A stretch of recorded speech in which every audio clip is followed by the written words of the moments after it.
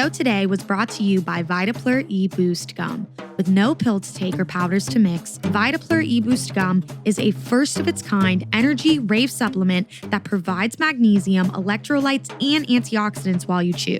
Vitaplur is the perfect complement to my active lifestyle, whether it's at the festival, on the road touring, or hitting the gym. Chew Vitaplur and dance with confidence. Use code Lizzy Jane for 10% off any order. Bok Nero. Yo.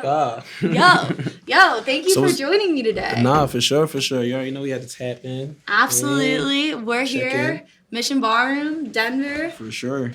Got a show tonight with Steve Aoki. Yeah, I think it's going to be lit. I hear a lot of good things about Mission Ballroom. The energy, the acoustics, just like the crowd that come out. Even the Uber driver was like, yo, that's the one. Like, that's the one. Yeah. AEG has like a lock on this city in general. Like Live Nation like hardly really touches these shows because they've got like Larmier Lounge to Church to like Ogden, and like they know how to really build an artist in the market. Mm-hmm. So it's like after this, like I feel like if you pulled up to like a Larmier Lounge show that's in the Rhino Art District, like literally the same district but the other side of the train track, like that show would be so lit. And it's like more of like a, I don't know, it's like this venue, but it's like with 250 cap, and it's like really cool because you can play Mission and then you can come back as like a headline small cap hard ticket show. And I feel like Denver is just like one of the few cities where you can really be like,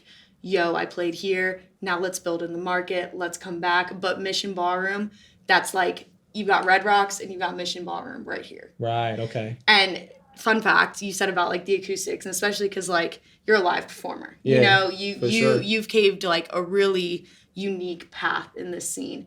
The engineers sonically took row by row of Red Rocks and replicated it frequency by frequency in Mission Ballroom. So it's the same sound as Red Rocks, but inside, like same like Shakespearean style venue, how like, you know, you have the amphitheater and like all that shit.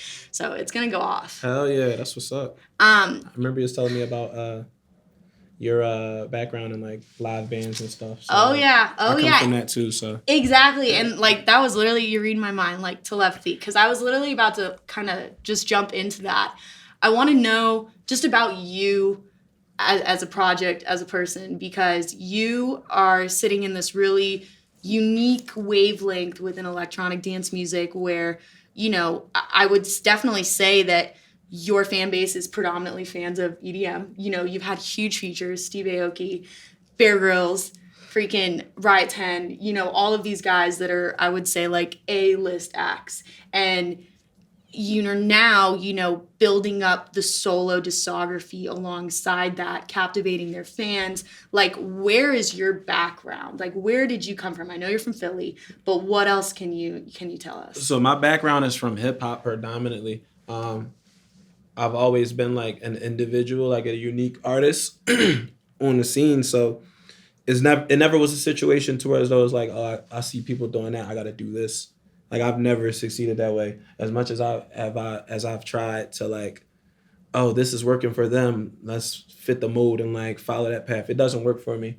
And it's a lot harder to do that than just to be myself and eventually have everybody just look at what I'm doing. It's like, oh, that's cool. You know what I mean? Like, people say I'm cool. I just do things that I like to do and it becomes cool. You know what I mean? I think it takes a really strong like mind, body, spirit to do that, because in such an industry, it's really easy to look at like trends and ebbs and flows and say, okay, like I know what's popping right now. I know what's not popping. But I think I was talking to some artists and they were just like, you know, as soon as you find out how to master that trend or that craft that's popping off right now, there's going to be something else coming up. So like the only way to really do it is to stay true to yourself, but that's definitely taking the longer path. Absolutely. You know? Absolutely.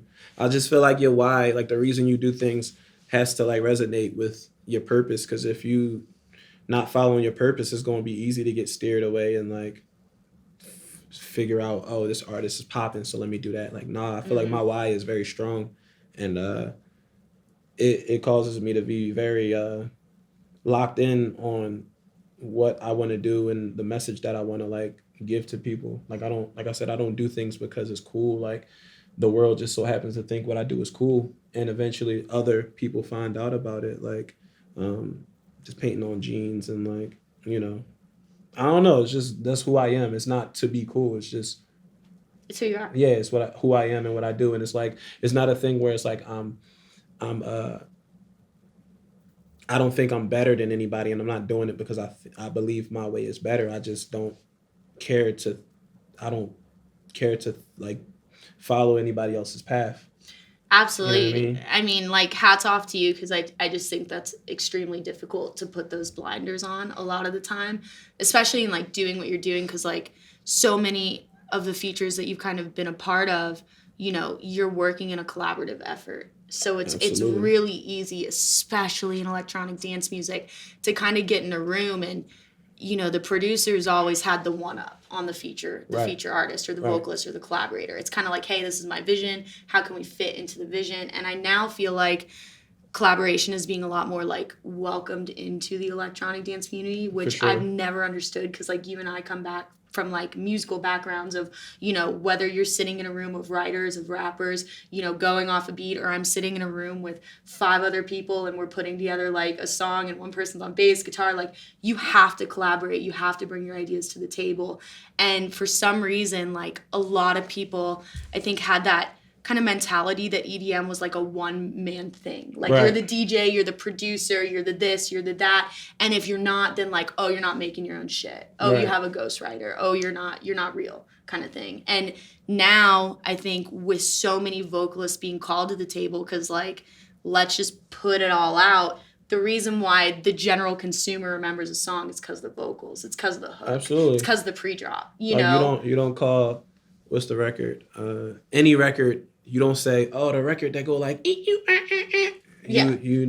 call it, oh, that's Animal, or, you know what I mean? Like, yep. Only Kids on Molly, like, will, like, be, like, doing, like, the little, like, actual kind of dubstep karaoke shit. But it was, like, a discussion that nobody wanted to have, and now everybody's having it. And it puts people like you on the forefront because you're bringing so much to the track. And, like, what you said about your message and everything, like, with your project, why didn't you stay in rap music? Like, why were you called to like EDM? Like, why were you called to this genre in specific? For me, like I started off, I'd say I when I was rapping, I had to figure out a way to separate myself because I'm from Philly, so you got to know how to rap just living in Philly. You feel me? But the successful rappers in Philly, they wasn't portraying the messages that I wanted to portray because I seen a lot of artists that weren't where I was from, but they was telling a story like they was from where I was from, right? So it just seemed very ingenuine. Like if I'm from the streets and I'm from the trenches and I know what I went through, how could I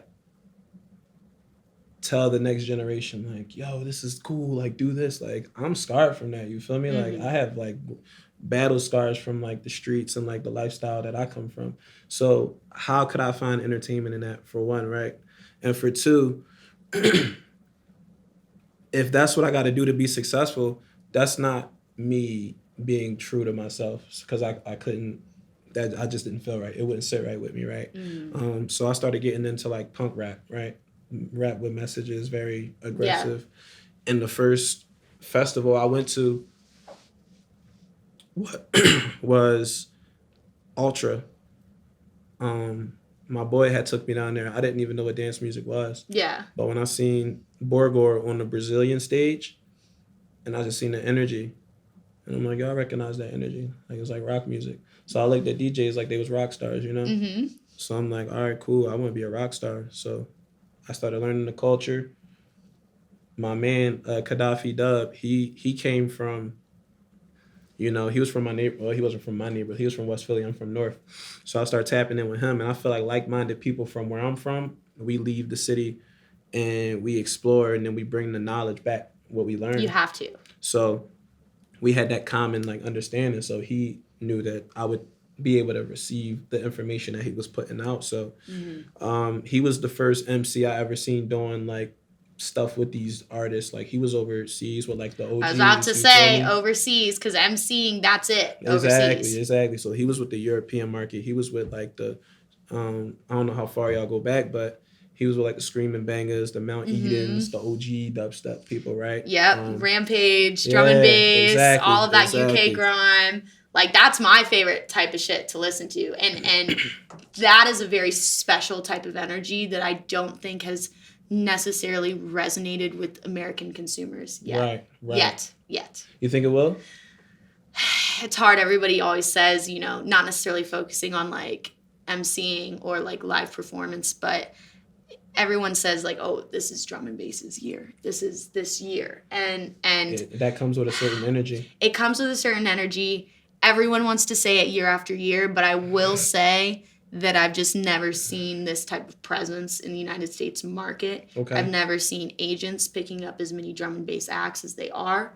I've never seen people, you know, just off the top of my head, like UK acts like COVID, like people coming to the United States, selling out shows, selling out hard-ticketed shows, and having agents that are actively pushing them in the festivals in America. Gotcha. And I think that that's like the first step. And then the second step is the culture that comes with it. And like, you know, you're always going to have that gatekeeping. You're always going to have those 140, exactly what you just said, Scream, you know, Banga, Koki, like all of those guys, like those fan bases are so dedicated to kind of like keeping that culture underground that it will have to be released at a certain point in time if they really want it to grow. But I think with what comes with that is more of an acceptance to MCing, to live performances, because the energy is unreal. I mean, DJs can bring so much of it, and that's why I was attracted to it, because I remember, and it's so funny you say Borgor,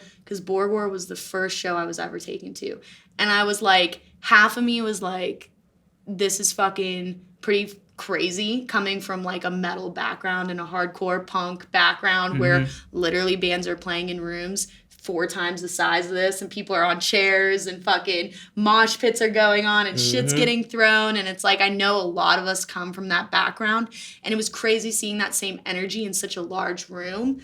But then I was like, holy fuck, everybody's naked, and like Borgor, and like what Borgor used to be, like all the girls twerking on stage, and I'm a little metalhead, like 17 years old, fake ID, I'm like, oh, like I love this, but I hate this. And then you kind of saw, you know, you kind of saw rock music, you kind of saw Vans Warped Tour not come back, and rock music, bands aren't making it like they used to make it. There's not huge labels bringing up these guys like Foo Fighters, like Chemical Romance, like X, Y, and Z, and giving them that window that they used to have. And, you know, electronic dance music had that. Like the culture is ever growing, and when you look from like an actual touring standpoint, like, you have you know, you're not paying for a band behind you. You're not paying for X, Y, and Z. And it's really, really hard to actively grow in like such a genre where you're spending so much to just get off the ground. Exactly. Where when I looked at EDM and I was like, these motherfuckers are touring in their backpacks with a USB. And even if I sing and I do something live, I mean, the most I have is a Pelican case. Like, I don't have to bring anybody. If I want to have a TM, I can have a TM. I can choose how I want to grow. I can choose how I want to spend my money. Exactly. And I feel like that creates such like a unique space for you being reciprocated in the EDM space, because I feel like people want what you bring to the table, but they don't know they want it. They don't know they want it, and it's all about how you present things to people and how they connect to it, right? Because you could say, let's say an artist is on the lineup and they're vocal driven, like the group is vocal driven. People that can be perceived as like a host, because people don't know, like back in the day, like festivals used to have like stage hosts, like the ultra. I remember hearing the ultra music festival host, and he had like this real distinctive voice. Oh, I heard, yeah. You know what I mean? And it's like you don't see that anymore, but at the same time, like people miss it. Like I talked to a lot of DJs who've had like MCs in their group, and like they miss that aspect of it. But I feel like if it did come back, it would be like in the time coming up now, like how we said with like the drum and bass culture getting big. And absolutely. That's the music that powers it, that drives it, and kind of connects that aspect to dance music in Yeah. a sense, because if you look at it from a perspective of like, this is not a performance, this is a party, like we're having a good time, And it's it not is. about, you know It what I is mean? a party. Yeah. Like you're at like the rave. Like this started as a rave. It's Like, not, you know? it's not look at me, I'm your God, like everybody worship me. It's like, no. But that's what social media has done. Exactly. Because before it was word of mouth, right? Mm-hmm. Mm-hmm. You had to hear about it. Oh my God. Go to a warehouse and just fucking, what the fuck am I walking into? Yeah. Yeah, so. It sucks having to find that kind of happy medium, because you have to do that now, because we're in such a culture where people want you to be loud. You have to be loud. Yeah. You know, to like, it's like this like media war of like, how loud can I be but still maintain the vision I want to hold and communicate the message I want to communicate to my fans and potential listeners. But also, there's something so beautiful in people who don't give a fuck about that. Right. But it's so hard. It's so contradictory. But that's where you got to challenge these. Like, I mean, I feel like a lot of DJs are scared of what I do and how I approach it, because it's like, you can't. I'm one of them people, like, you can't live in the dark with. You got to live in the light with me. If I'm going to take a fan photo, like, those fans are going to have a moment to connect to. It's not just me like, oh, let me take a fan photo with you and you never see me again. It's like, nah, I'm out there talking to y'all. I'm asking about your parents. If I remember you, how's your mom? You know what I mean? I'm in there partying with them. You know what I'm saying? It's not. I'm eliminating the what we call like the fourth wall. I was literally thinking the fourth wall. Okay, yes. I'm eliminating that, because, like I said, I believe that this is a party environment. I don't want you to idolize me. No. I want you to remember the moment that we created. Because I want you to be with me. Exactly. Mm-hmm. If I could bring everybody up on stage, I would. Because it's not I love, so I say that to say, I love those shows where like the DJ booth is in like the middle. The 360, like the Renegade sets and all of that stuff. That's cool. That's a vibe. And it's like, let's see who's really about these people that they say they love so much, you know? Mm-hmm. Well, at the end of the day, no one's doing what they're doing without their fans, without their listeners, without their supporters. Exactly. And you're 100% correct. And I felt like there was this like very kind of bittersweetness to when COVID hit, because I felt like that fourth wall was broken down when a lot of people were doing these Twitch streams and they were doing these live streams, and it was like everyone was in their room, in their apartment, like everyone's normal, everyone's fucking human. Yeah. And what we've we've all gone through shit. I mean, you know, lay it out on the table. Most artists have fucked up history. Like, there's a reason why we're doing what we're doing, why we're communicating what we're communicating. And I think the hardest part that I've had to personally deal with of being in this industry is a lot of people, it's something where I don't think me saying, oh, well, you don't have to have talent, I don't think that's the right statement. I think it's more so some people can get really lost in the lifestyle, the desire to be a part of the lifestyle. For sure. Instead of, and you know, who's for me to say that's not the right way or the right path. Everybody has a different journey. Everybody has a different path. But I do feel like people who come into this with like a higher purpose and really a love for the music and a love for the culture, they approach it at a different wavelength. Absolutely. I feel like the perspective of me can be like wrong if you don't know my history. Like, this is not like having notoriety isn't new to me. So the experiences that come with it, I'm kind of used to. Before I even did dance music, I was in a band called Blonde Gang, and we had a grassroots buzz in Philadelphia, to where as though like we sold out the TLA, unsigned, first independent act to sell out the TLA. So with that came a lot of notoriety. We wasn't rich by any means, but people knew us, and we had I remember people calling us, what the fuck is that band name?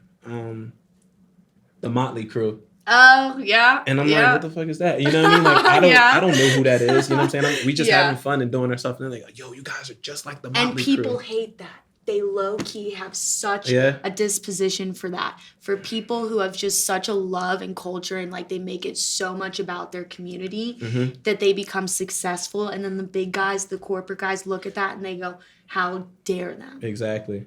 You know? You're undoing everything we Yep. manufactured. Yep. No, I feel that. And that's like real art. It's so hard because you have to play both sides. Exactly. You know? But then there's people, I say that to say, it's people that know me from that world. And when they see me, or they'll see people say certain things about me on social media and they get offended because it's like they know me, like, for sure. Specifically. Like I remember when I was in a group, we got hit by a hurricane and all our power went out, right? And this was like years ago. And then I was telling the story like last year, and I remember my friend Marie, she sent like, we didn't have any power or nothing, and she was just like, "Yo, are you guys all right?" We would like go to the car and charge our stuff up. Yeah. She was like, "Yo, you guys all right?" I'm like, "Yeah, we." She was like, "Here's my card. Like, just get some food for yourself and everything." And I told that story, and she was just like surprised that I remembered it. And I'm like, "What? I would never forget that. Like, you're my friend." Like, yeah. And she was just so surprised. But I'm like, I don't think people of notoriety like to share their vulnerable like moments. 100%. So people don't necessarily. I can't say they don't have like people that connect to them in that way, but it's rare to like. I agree. To be open with like people that know you. I don't know. No, I agree with that, and I think there's like right now. There's like a lot of different ways to approach a project. However, it's kind of on your personal boundary on what you want to let the general consumer or someone who's become close to you through being a fan of your music. Like, I feel like I have great friends in my circle now that started as concert goers, that started as seeing me doing whatever. Yeah. And some people, I think, become their project. You know, you go, okay, well, over here I'm Lizzy Scott, and then over here I'm Lizzy Jane. Well, sometimes it's like that passion is so strong, and you can kind of lose those lines of, you know, I'm one and the same, you know, instead of being like, hey, I put on this hat, I'm the performer, this is my thing. And a lot of people take that approach. Right. A lot of people take it, like, use Chris, Ride 10 as a good example. You know, he's a dad, he's got, you know, his home life, puts on the glasses, goes on stage, I'm fucking Ride 10, let's go, mosh pits, X, Y, and Z. And it's part of this brand, it's part of this, you know, projection. However, I also know, I'll use, you know, someone I feel like Alice in Wonderland, someone who I've been in a room with very few times, but I feel like her embodiment is her project.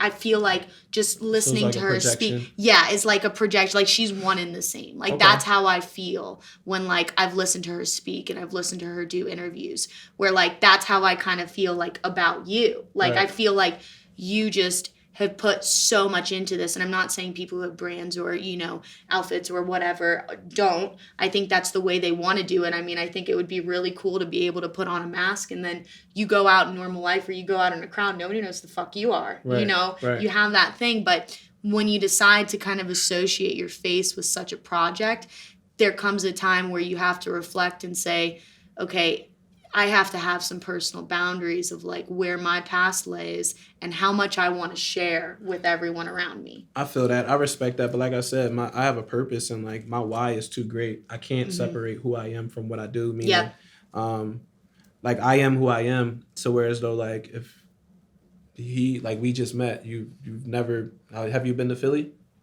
And when you come to Philly, I'm taking you to the hood and they gonna respect you as much as they respect me. She can tell you. But that's who I am, and that's what my purpose is. Like, when people say, like, oh, I'm here to make the world a better place, I really mean that. And I'm going to show you. I'm not going to tell you. You're going to see. Like, you're going to come to my neighborhood and see my people that you probably would never speak to in any other setting, but I'm that bridge that brought you together. Yeah. And now you have these conversations. Like, there's people from my hood that never met anybody that snowboard or skied or know anything about that. You feel me? So for them to have an in-depth conversation with someone like that, who's done that, is like, it opens their mind. You feel me? So I'm on a mission to show people what's possible and like the things that they can see. You know, like my nephew, he'll ask me questions about Steve Aoki. Like just 2 weeks ago, Like, mind you, I've been to, all right, so just 2 weeks ago, I was in Philly, and I was talking to my nephew, and he was asking me, like, yeah, you know, I want to get, like, some real ramen, like, the stuff with the rice swirls, and I'm Yeah. like, in my head, I'm like, damn, like, I've been to Tokyo, like, 5 times, right? So I'm not thinking about it, but I'm like, he's never experienced something as simple as that, and it's like, now that's a mission for me, like, and I can make that happen, so why not, right? But I just say that to say that's, like, the how far away like the cultures that I'm involved in are, and I'm this bridge to that. So my artistry, I have to reflect that in every way. I can't go on stage and put on a mask and pretend to be something, because there's people that know me who are looking, and even if they don't, like, now, if even if they don't understand what I'm doing, they respect it and they trust me enough to where, as though if I bring him, they're not gonna be like, oh, that's a cop, like, you know what I mean? Yeah. It's like, and vice versa. Now when I bring them out of their comfort zone to these dance music shows, they trust me, you know? It's such a greater purpose, greater wavelength, and you're really like creating a connection between like cultural communities. Exactly. Because I do feel like there is this very much so loving undertone to, even though, you know, so much has happened since COVID, you do, you know, EDM is the hot thing now, where it used to be more of a thing for the outcasts and the misfits and the people who didn't fit in. Yeah. And you definitely have to sort through that bullshit, but that energy is still there. Right. You know, you still feel that at festivals. You still feel that at 250 cap shows and like the roofs being fucking blown off. Exactly. So coming from like knowing a little bit more of your background, you know, was it just like simply you were in Philly, so I know I have to rap? Like how did you get drawn to just starting to write?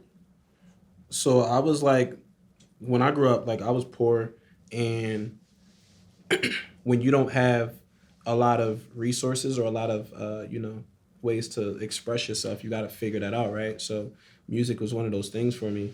And not even music. Before music, it was just poetry, and it was just speaking. Like, I was naturally shy, so music was a way to like express myself, or like even understand my thoughts before I even knew what they were. So like I'd make a song and then like go back and listen to it and be like, oh, that's how I feel. Yeah. You know what I'm saying? So just being in Philly, like, if you don't know how to rap, you're not gonna get respected as a creator.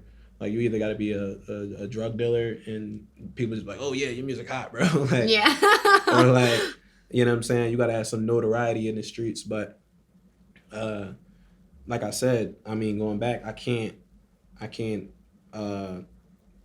push a message that I know is detrimental to the people watching. So I had to be creative, and I had to show what a lack of resources could create, you know? Absolutely. That's when your creativity is pushed. Definitely. So I've been respected as always being like an abstract artist, because I've always approached things from a creative way, because I had to. From everybody, like Meek Mill, Jalil Beats, they always seen what I was doing. The first time I met Meek, he told me, I had a song called How About the Phantom, and Jalil told him, he was like, yo, you know, this Bok, he was like, oh, this is the kid with the How About the Phantom song. And I told him, like, yo, you inspired that song, you know, Phantom so big, can't even fit in the parking lot. So when I told him that, I'm just like, yo, you inspired that, you know what I'm saying? I just had to approach it from a different perspective. I'm in, you know, the video, I'm in South Philly, 9th Street with a Phantom riding around, but that juxtapose of having what is it, $250,000-$300,000 or whatever car, and like one of the most craziest neighborhoods in Philly, is like, that's juxtaposed, but that's art to me. Yeah. You know? So yeah, like I said, I've always approached it from a different way, and I'm not I don't know. It's just, you have to I have to show the people that are watching from all perspectives, like, it's possible to 100%. be yourself and still create what you how you see things, like, in the world in your vision. And that's like when I first started like viewing your project, like Shizlo, he's a homie. Yes, my saw guy. you do some like features with him. Like, I feel like that's what you brought, that juxtaposition and that contrast to like electronic dance music. Absolutely. Because you wouldn't, looking at a box, usually see someone like you in EDM. You just wouldn't. You just wouldn't. And it's like you've just created this lane not only for people to be inspired and follow in, but also like, hey, like this is something that is possible, and this is something that's different and unique. Right. And I think right now, because there's so many people doing the same thing, trying to get the same results over and over and over again, that uniqueness, that same lane is, what is always going to just have that career lifespan, have that message last so much longer. And what you said by kind of like, I'm not anywhere near knowledgeable of like where the rap scene is, where hip hop scene is. I know the pioneers, that's about it. But listening to your lyrics, like you have a really positive outlook. You have a really like loving undertone. And I think that does resonate with electronic dance music. That does resonate with the listeners. And, when you were starting to work with kind of Philly producers, like how did you kind of come about, okay, here's a fucking feature with Steve Aoki. Here I'm doing a bunch of shit with Dimmock. Here's my shit with Bear Grylls. Like how did it mature? I'm sure with years of work and dedication and X, Y, and Z, but how did it mature to a place where, you're bought, like everybody knows you in the electronic scene now? For me, it was like what a lot of younger or newer dance music fans don't understand is that a lot of the people they look up to are very influenced by hip hop, right? Mm-hmm. Like Skrillex, very deep into the crates.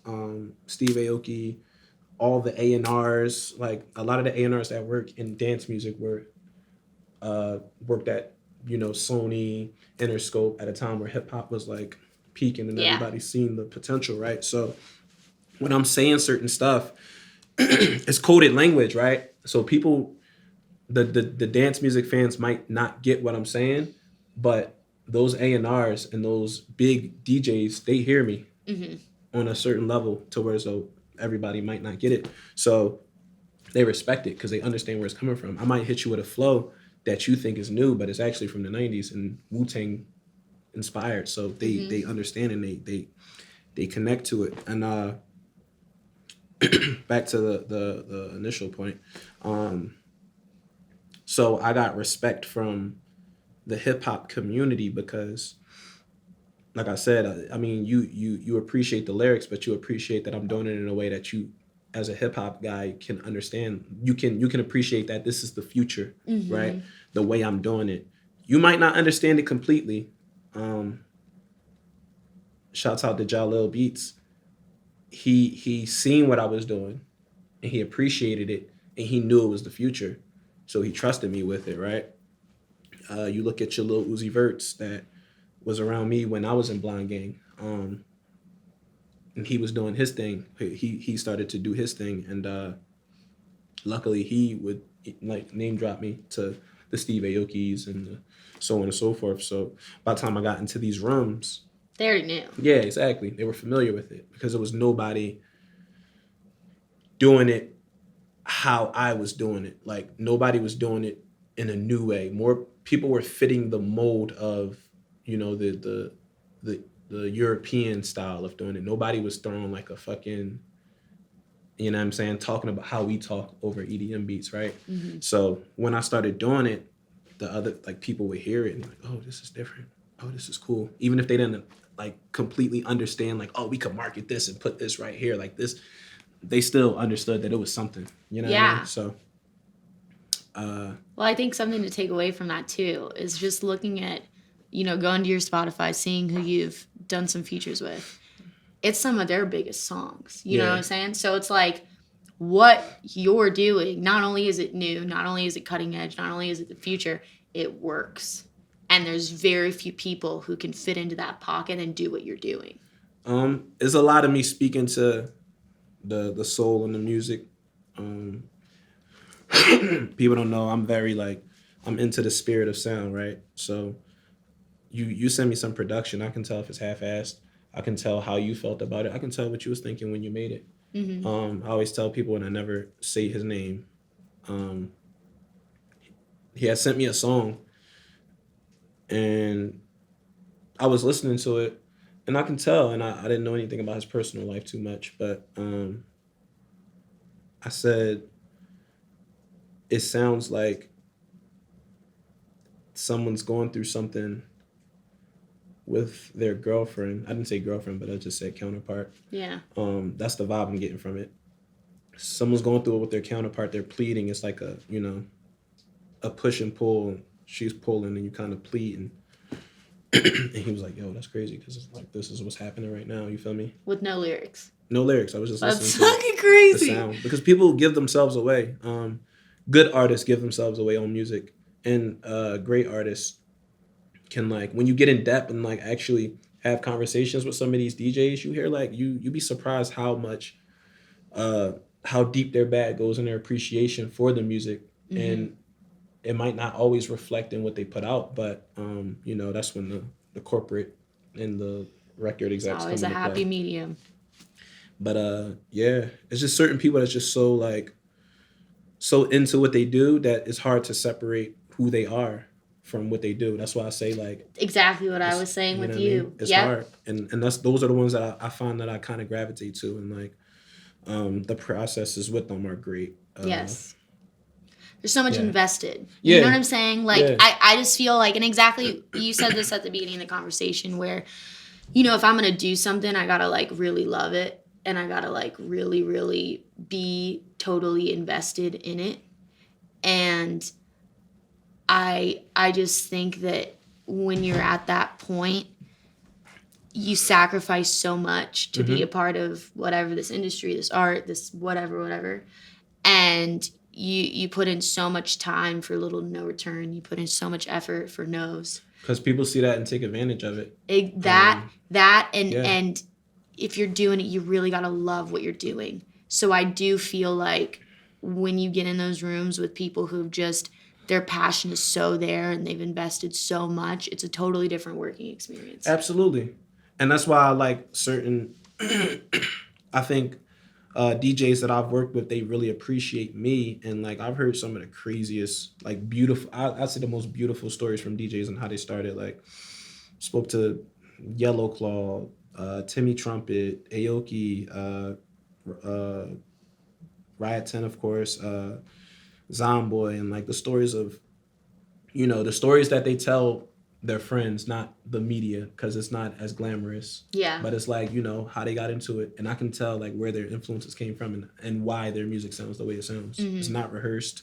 It's not a rehearsed answer that they gave me. It's not like it's just genuine. And then when I see certain things, and it helps me like work with them and like to understand. And shit. Yeah. And I think that there is like this aspect of like not wanting to be vulnerable in this industry, just because I think a lot of people get used to working alone for so long that then when they're in the room with somebody, it's like this very uncomfortable feeling. And it's a feeling of growth, but it's this uncomfortable feeling where like you're used to being vulnerable in your studio by yourself, or in your studio with your trusted individuals.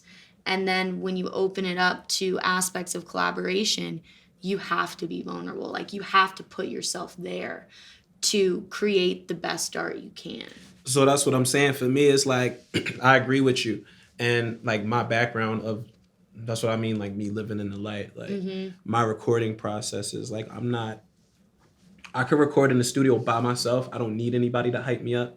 But I've always recorded with people around me, things happening. Like when I was in a group, I remember like a stripper being on the couch, like laying, and I'm just like right here, my boy like, yo, you got to do the second verse. I'm like, all right, cool. She's like, what are you doing? I'm like, yo, just chill. Just don't say anything for like 15 minutes. Do the verse. But it's like, that was me challenging myself, putting myself in uncomfortable situations.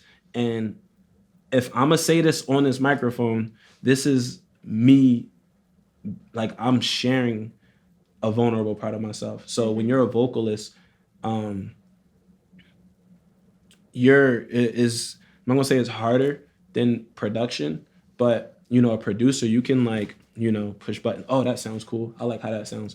But as a vocalist, you're sharing a part of yourself to where as though like people are compiling this information that you've given them and can use it against you, which they do in court. When you see Young Thug going through right now, right? Yeah. So it's like you can't just say anything on a mic because it sounds generic. So people don't want to hear that. Yeah. So it's like you're giving a piece of your soul 100%. Every time you say something on this microphone. And to be able to do that, whether it's a bunch of people around you hyping you up or nobody, you should be able to do it. And that's how I feel about it. 100%.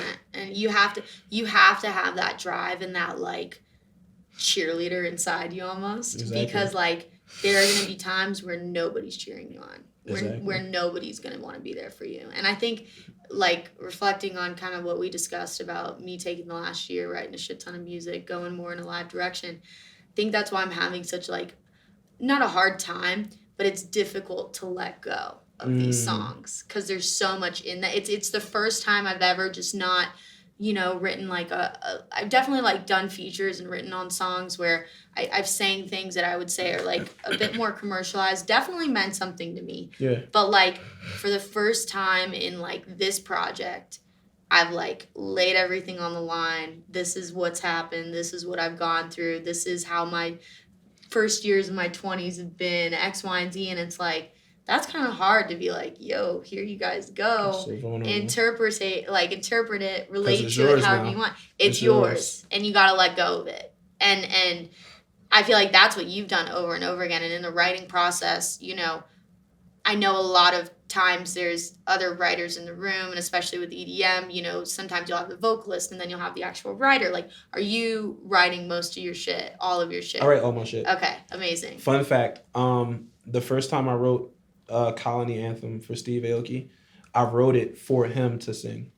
No way. Okay. It was for him. So when you hear like, la Saguala, house it is so big, I swear I cannot see my neighbors. I'm talking from his perspective. I don't have a fucking house where I can't see my neighbors. Yeah. It's from his perspective. So when I got into dance music, I thought that a majority of my stuff would be me writing for other people. Okay. So when I would get into a room with a Zomboy, like when we did Rotten,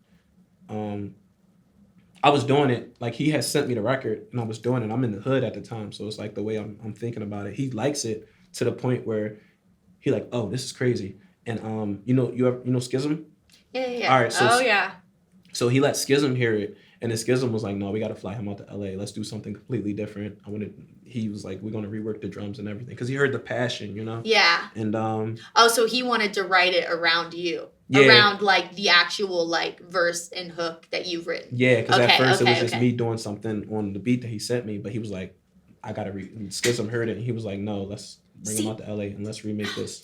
I don't want to interrupt you real quick, but that's the problem that I have had in EDM is that it's so much easier to write around the vocals, but you got to have a beat to write to first. Mm-hmm. So it's like this give or take where whenever I start with my vocals, it's so much easier to write the orchestral parts, to write the pads, to bring in my synths, to be like, okay, we're shaping this around this vocal, this hook, this harmony. But as a producer, you're so used to being like, you got to fill up every frequency, you have to have every space full, but then it doesn't allow room for like these vocals to flourish. That's because when you're saying something, the vocal is so strong on music, is because there's a spirit attached to it, it's a story attached to it. So if I'm in the studio with you and we vibing, you're creating an energy, me and you, synergy. We're building a spirit. We're feeding the spirit of this music. So now you're getting ideas. They're not just coming out of nowhere. We're actually creating this energy and feeding it into the music. So you're hearing things because of the spirit that we're putting into the record. Yeah. So now you're like, oh, let me put this right here. Oh, let me have this. So that's what a vibe in the studio is. You're feeding the energy. So a lot of times, me and my band, what we would do is when we were building the records, we would dance in the studio. We would have open session. We would do open rehearsals where our fans would come and see us rehearse, like 30, 50 people, and then they would come to the show. Not only do they know all the music, but they like, oh yeah, we was there. We were there when it was created. Yeah, exactly. It's this very unique part. That's why I think when not necessarily non-musicians, but I think even people who work in music who aren't, they're not artistically there, like that isn't their passion. they're so attached to being in the room when like quote unquote like the magic's happening. Exactly. Like when you're actually doing that, because you have like a part of you like in it, even if you don't say one word. Exactly. Like your energy is like there. You're feeding so the record. when you went out to, because that was Schism, that's a long time ago. OG. So when you went out to LA with Schism, Zomboy, you know, got in the studio with them, from your point of view, like working in such a collaborative way before kind of coming into EDM, do you ever feel like DJs are like, whoa, this is different? I know that they're like, it's different because it's rare that they meet a artist that has an appreciation for dance music. A lot of vocalists, they'll just give you whatever and not care. Yeah. I've worked with a DJ who had vocals from the Migos, and he was like, I don't want this. Yeah. Because they didn't care to put any like feeling into it, because they couldn't feel it, they couldn't relate, they couldn't connect. They've never been to a rave in the concert in GA. They're like, I don't care. And seen the lights popping. You know what I mean? So they don't have that type of dynamic with the record how I do. So yeah, I think a lot of them appreciate that I appreciate the music that we're working on. Like I pay attention to the build, the rise, and the, you know what I mean? I feel like so many genres, there's so much of it that overlaps. It's like a big Venn diagram. But then like there's so much of it it's specific to each craft, and like being knowledgeable on how this kind of song structure works and how, you know, the drop works and how to write over it and all of that stuff. Like takes time, it takes years. It's like learning a new skill and doing anything, and to not only understand it but then hone your craft and develop your sound. Like if you want to be in it long term, I mean, it's just I feel like it's like starting your own business. 10 years minimum. Exactly. Like put your time in. To really, it's, if you want to do it, the only way to do it is to put your time in. Exactly. Put your head down, work hard, put your time in. And grind. And then people respect that. I feel like I forget how many people in the industry, in the dance music industry, know me or have had an experience with me, and I'm like, I'm glad that we've left that impression. And just being myself, you know, because I think for me, a lot of just coming from hip hop, my Jay-Z is Jay-Z, but like a lot of people in dance music, their Jay-Z is Skrillex, you know? If that makes any sense? Oh, yeah. So like when I'm around certain people, I may not know who they are, and like I'm just myself, which helps to not know, like ignorance is bliss, right? Because some people get flattered. They get it'd be like if Jay-Z walked in the room when you were 19 years old and you're like, holy fucking shit, you know? Yeah. So like I remember I did Moonrise, and we was like, me and my friend was fucking around backstage, and the national anthem had came on or something. It was on TV. We was watching it, and I was just kneeled like in the green room. It was like a bunch of like us back here, and I just kneeled, and then like I put it on camera, like, oh, some funny shit, and this guy had walked past, and he was like, and we like, me and my friend had broke a wishbone. Yeah. I was like just tripping. I was like, no, I got the biggest one. And then some guy had walked past, and he was like, looks like his bigger, but my phone is set up. So he just like walks past and like, this one's bigger. And I'm like, dope. And then I just put the story out, like, it's funny as hell. Yeah. And somebody was like, yo, that was Cashmere. And I'm like, who? You're like, I have no fucking clue. I'm like, who? Nah, he was cool as fuck. We was chilling, like drinking and everything. Like, you said he's a cool guy? He was like, yeah, I know. I'm like, damn, that's dope. So ignorance is bliss in that matter, because when you can genuinely treat people like people, because I think people in the industry forget to treat their favorite artists like people. Like a person. Yeah. Yep. And then so it's appreciated when you can like just be yourself. And that goes back to my first point of just living in the light and showing people who you are. Like, yes, I'm flawed, I'm not perfect, but we're gonna have a great fucking time. 100%. I love it. Is there anything you're working on right now that you're excited for? Yes, God Bless the Trap House. I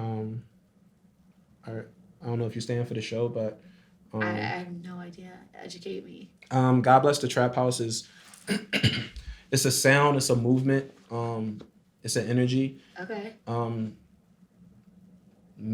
think it was inspired by so much, as far as like the music, me moving out to Vegas and seeing the lifestyle of like, you know, people just being lost. You know what I'm saying? Mm-hmm. And it's like, I don't go to church every Sunday, but I do believe in God, and a higher power. So, you know, I never want to leave God out of the conversation.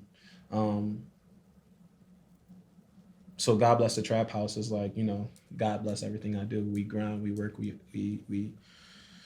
It's a hustle. by any means, yeah, we hustling. Like just bless what we're doing. You know what I mean? What you're doing. Like God bless the trap house. This is your trap house. I you know love what I mean? it. Like the podcast. That's Yeah. whatever your trap is, The it's house your you trap. build.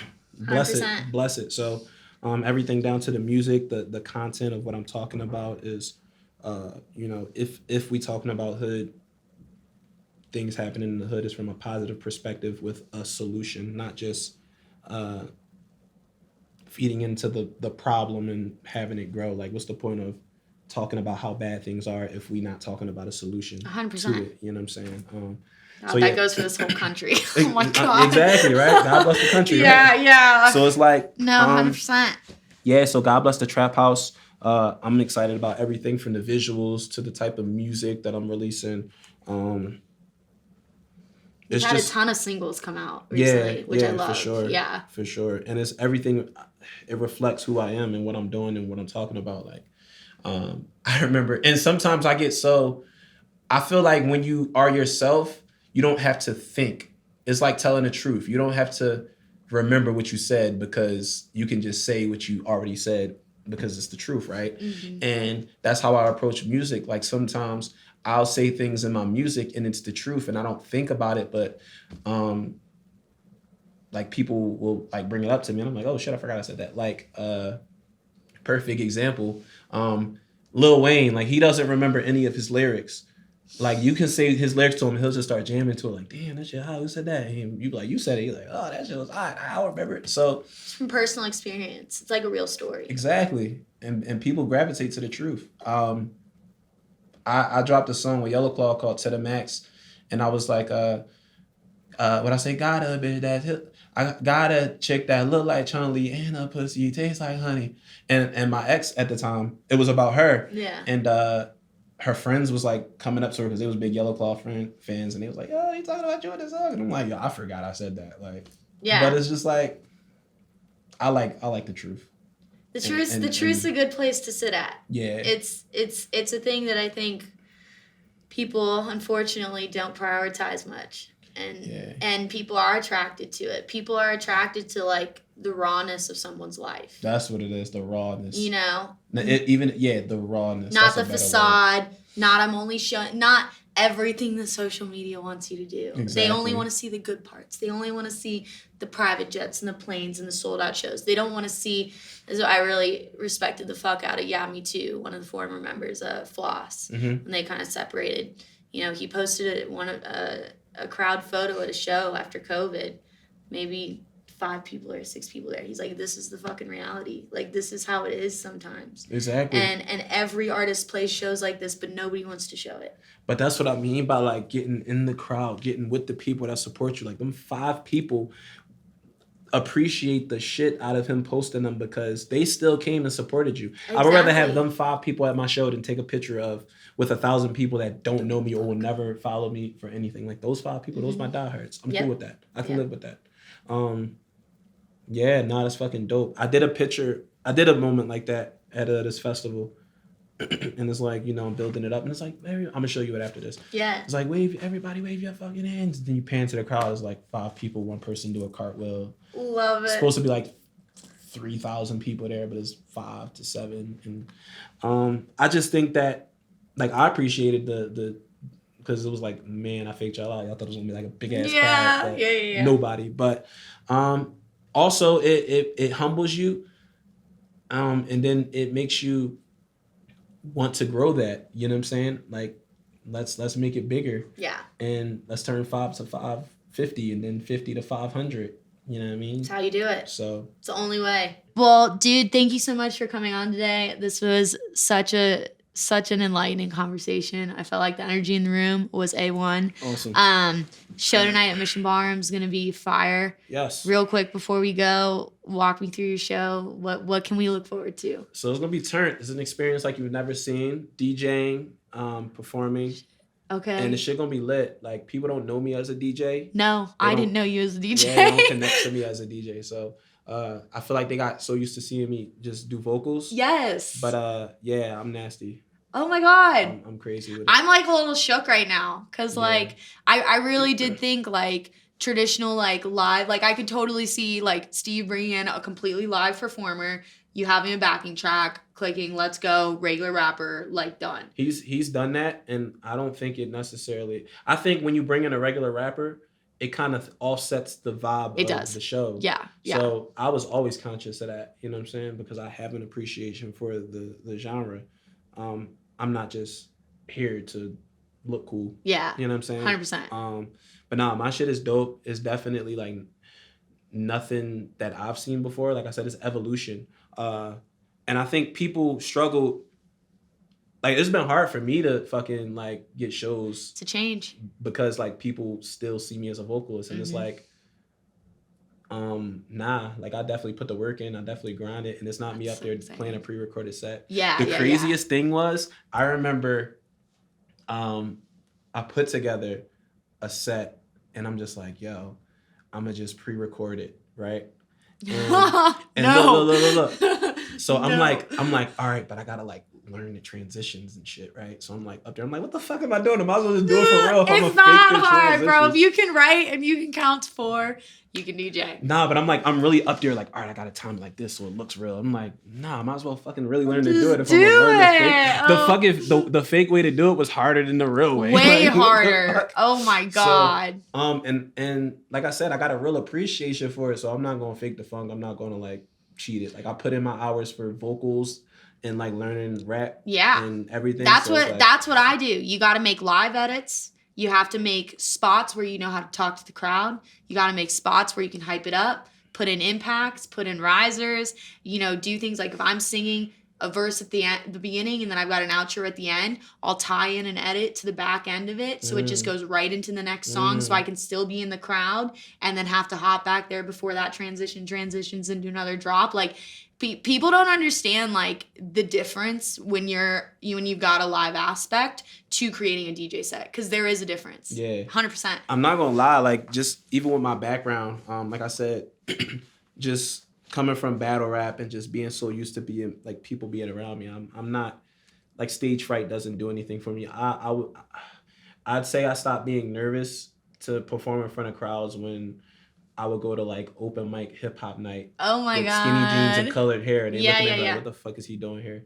And I'm like, man, I'm gonna play these fucking songs. Yeah. And then like you get over it, right? So then like you just take that energy and then you move it over here, and then from here you go there. But it's still the same concept, stage fright or what it is. But I'm never like scared of people. Especially because I got so much love for it. Absolutely. And you're growing by doing it. Like I'm sure it's gonna feel, or it may not feel uncomfortable anymore, but it will feel uncomfortable for a minute, and then it's not. And then it's not going to be uncomfortable. But one thing I will say is, like, you will be unstoppable DJing with the live performance. I feel like I already am unstoppable because, like, the love is, like, you can see the love. Like, I have love. I have genuine love for people who come and see my shows. I love that. Regardless of if it's me opening a set, you get the same energy as if I'm closing. And, how it always should be. I think people don't necessarily know how to, like, you can't, it's hard to like if you're competing with me and you're doing it for the wrong reasons, it's gonna make you feel like not some great. type of way, because like I'm up there having fun. I'm really up there DJing and I'm having fun, and I'm doing it for the people that's watching, and I want to have a good time with everybody. That's the thing. I'm not up there so you can like, look at me, I'm fucking amazing. Yeah. My why is going to separate me from anybody else who's doing it. So if your why is I want to outdo him, you're gonna have a long night. 100%. Because it's gonna be bad. I'm here for the people. You here to try to look better than me and everybody else on the lineup. It's not gonna go good. Oh yeah, and it's also like, it's just that moment. It's a very privileged thing for like people like us to be able to have that moment on stage with other people. Exactly. And like to be able to influence them and to be able to capture that moment in time and have that moment in time. And if I really do believe, like, if your energy is like genuine, it will show. Absolutely. It will. You can't fake that. I don't think like even like just me opening sets, like the way I approach stuff is so different. Mm-hmm. Like I'm out at the shows before my sets. I'm in the crowd talking to the people. Then I walk on That's stage. how it should be. Because it's not about me looking cool. I don't want to come out and be like, hey guys, I'm Batman. Yeah. Look at how much better I am than you. It's like, yeah. yo, thank you for coming. I appreciate you showing up early. I'm about to start it right now. You guys ready? And then walk up to the stage, play. That's it. Yeah. Well, that's how you create like real, genuine connections with potential fans, with potential friends. You know, bonds from like event to city, because people will remember that, because the average act in today's culture just doesn't do that anymore. Yeah, I mean, you see it a lot of times where like people, they don't have the same love as when they started.